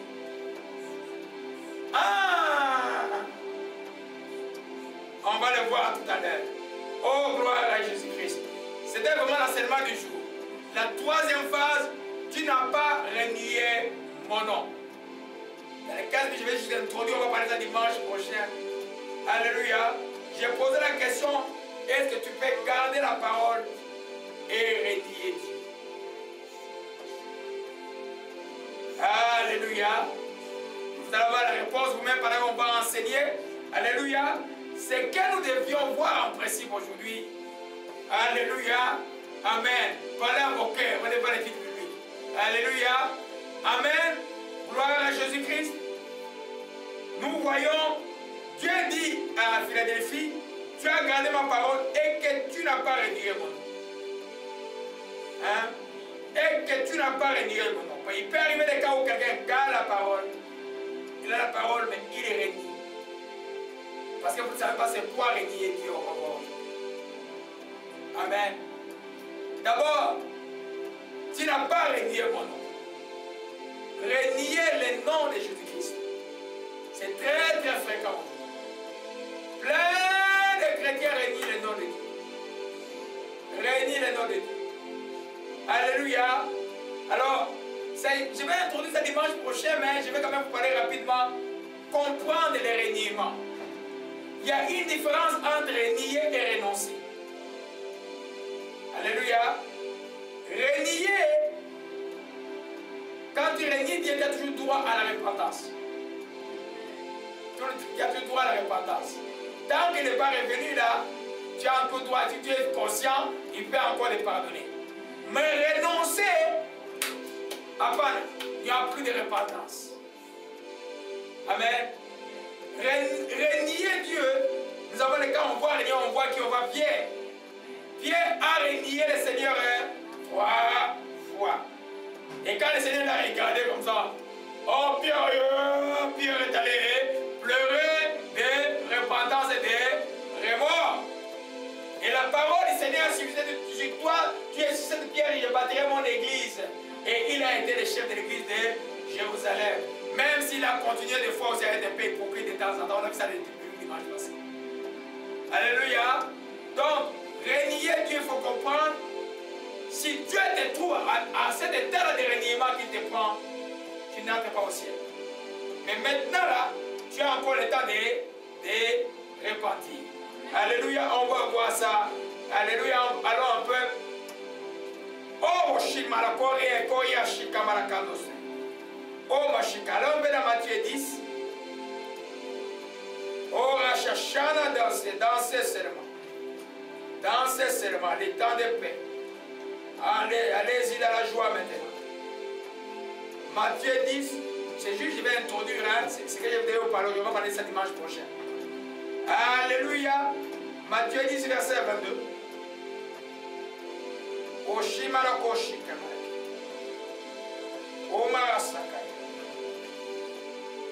serez haïs de tous à cause de mon nom, celui qui persévère jusqu'à la fin sera sauvé. Alléluia. Quand vous persévérez dans une vie, vous allez dans une autre, comme nous n'aurez pas achevé de parcourir la vie d'Israël, que le Fils de l'homme sera venu. Alléluia. Au verset 28. Ne craignez pas ce qui tue le corps, qui ne peut pas tuer l'âme. Craignez plutôt celui qui peut faire périr l'âme et le corps est là, la chair. Alléluia. Au verset 32 rapidement. Quiconque, c'est pourquoi quiconque me confessera devant les hommes, je le confesserai devant mon Père qui est dans les cieux. Quiconque me reniera devant les hommes, je le renierai aussi devant mon Père qui est dans les cieux. Voilà le contexte, il parle de la persécution chrétienne. On est chrétien quand tu es né de nouveau, tu es marqué de Dieu par le Saint-Esprit. Sois sûr, tu vas vivre la persécution quelque part. Sois sûr, tu vas peut-être regarder ceux qui sont en Érythrée, pleurer pour eux. Même toi aussi, ici, tu vas vivre une forme de persécution qui peut t'amener à renier le Seigneur. Pierre a renié le Seigneur à cause de quoi? Il a renié le Seigneur à cause de la peur. De la peur des hommes. C'est un bon chapitre dans mon livre qui va apparaître bientôt. Ok? De la peur des hommes. Pierre encore a renié le Seigneur à cause de quoi? Premièrement la peur, mais aussi la honte. Vous savez, la Bible dit qu'il était assis longtemps parmi eux. Il ne disait rien. Amen. Tu peux renier ton Dieu en ne disant rien. Jusqu'à ce qu'une femme dise, oh, toi, tu dois être de ceux-là. Il dit, je ne sais pas de quoi tu parles. Alléluia. Là, il a eu peur. Amen. Comme je disais que renier Jésus, si tu l'as renié hier au travail, vous allez voir sur l'enseignement beaucoup plus profondément dimanche prochain. Ne les renie plus. Répands-toi. En résumé, je vais te donner un résumé aujourd'hui là. Amen. Donc, et si tu renonces à Jésus, tu ne retourneras plus jamais. Tu as connu la gloire de Dieu, tu dis, Jésus, je ne veux plus de toi. Fini. C'est fini là. Alléluia. Amen. Tant que quelqu'un n'a pas renoncé à Jésus, il a encore le droit de venir vers lui. Amen. Rapidement, dimanche prochain, nous allons voir les causes des reniements. La première cause, nous allons voir la honte. La Luc 9, verset 26, vous allez voir. Luc 9, verset 26. Alléluia, c'est un résumé pour dimanche prochain. Alléluia. Si Montréal n'écoute pas cette bonne parole, alors le monde entier l'écoute, alors nous on prêche. Alléluia. Le Seigneur est bon. Luc 9, verset 26. Dit quoi? Celui qui aura honte de moi et de mes paroles, le fils de honte de lui quand il viendra dans sa gloire. Honte de qui? De Jésus et de ta parole. Tu es au travail, on parle de Jésus. Soit tu es silencieux, soit tu entres dans l'air causerie. Quand on critique les pasteurs, toi tu entres aussi dedans. Et puis tu ne défends pas la cause de Dieu. Tu ne défends pas. Parce que c'est lui qui critique un petit de Jésus. Critique Jésus. Jésus a dit, Paul, pourquoi tu me persécutes? Et c'est Paul frappait qui? Frappait les chrétiens. Alléluia. Jean-Baptiste a une critique contre les chrétiens, une critique contre Jésus. Tu dois pouvoir défendre cela, vivre. Nous sommes de la vérité, dans la douceur, bien sûr. Ne fais pas de bagarre comme certains qui portent la barbe. Alléluia. Dans la douceur, puis tu leur parles tranquillement. Si nous allons voir ça, la honte. La deuxième chose pour le code de reniement, c'est la peur des hommes. On a vu l'exemple de Pierre, il a eu peur des hommes. Alléluia. Troisième cause, aujourd'hui dans certains pays, c'est pourquoi les reniements, il y a une porte de repentance. Des fois, on te force à mentir pour sauver ta vie. Il y en a qui renient. Mais ils peuvent se repentir de même comme Pierre. Dans des pays comme Érythrée, Bangladesh, Irak et Syrie aujourd'hui, dans des villes comme Malou, là où on forçait les chrétiens à devenir musulmans, les gens peuvent sembler devenir musulmans, mais ne pas devenir musulmans. Tu as renié Jésus. Parce que jamais, Pierre a dit, de même Pierre, dans Actes chapitre 4, vaut mieux enverrer à Dieu qu'aux hommes. Tu ne dois pas avoir honte de Jésus, même si tu es devant la mort. Mais à l'événement que tu l'as fait, tu l'as renié. Tu dois te repentir sincèrement. On va voir ça dimanche prochain. Et nous allons voir aussi les types de reniement. Amen. Tu peux renier Dieu, faire par ta parole. En participant aux causeries des mondains. Et puis, en disant, en disant simplement des choses qui ne sont pas correctes. Hein? Quand les gens se moquent de Jésus, toi, si tu es avec eux, tu te moques d'eux. Ta parole, là, tu participes avec eux. Tu renies le Seigneur de gloire. Amen. On va voir ça. Reniement par la parole, on va voir ça dimanche prochain. Donc, ne pas confesser son nom. Ne pas défendre son cas. Amen. Tu dois dire cela. Amen. Et tu peux aussi renier Dieu par le silence. Ça, c'est bien souvent les chrétiens par le silence. Ils ne disent rien. On parle de Jésus, on parle de la chrétienté dans les chants de plus pire. Il faut dire, mais tu participes à quelque chose de très grave. Si tu ne te répands pas, Jésus revient, il va renoncer à toi. Le silence là, quand il y a des choses de Dieu, on ne joue pas. Amen. J'aime bien tous ces chrétiens qui mettent les petits poissons dans l'auto. Mais les petits poissons, qui connaissent les petits poissons? Les petits poissons, c'est dans les catacombes plutôt à Rome. C'est quand les gens se cachent pour reconnaître entre chrétiens. Si tu fais confesser dans ton auto, il écrit Jésus-Christ. Amen. N'aie pas honte de cette génération perverse. Je dis, ceux qui ont honte de moi devant cette génération perverse, j'aurai honte de lui devant mon Père. Tu as plus que tout. Alléluia. J'ai vu quelques personnes qui sont un peu moquées de moi à ce temps-là. Quand je faisais le lundi, là, tout était comme ça. Hein. Je dis, ça va bien, un peu, ça va mal. Ça va mal parce que vous avez reçu Jésus et vous voulez jouer. Hein? Il n'y a pas d'autre issue. Vous voulez jouer, les chums là vont partir. Je leur ai dit, chum, comment il va, ça va pas. Il t'a dit, il va t'épouser. On lui a dit, il va pas m'épouser. Parce que je suis pas soumise. Il dit, si tu veux devenir soumise, viens, Jésus. Alléluia. C'est déjà que nous avons emmené en Christ quelque temps. Et puis, ils ont été distingués par les voisins.